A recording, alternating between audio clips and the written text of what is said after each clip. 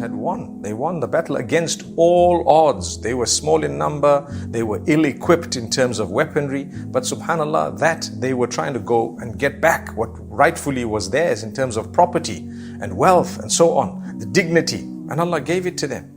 Subhaana Rabbiyal-A'laa. May Allah bless every one of us. Take it in your stride. If you're tested, no problem. You will just ask Allah, say, oh Allah, you promised to test us.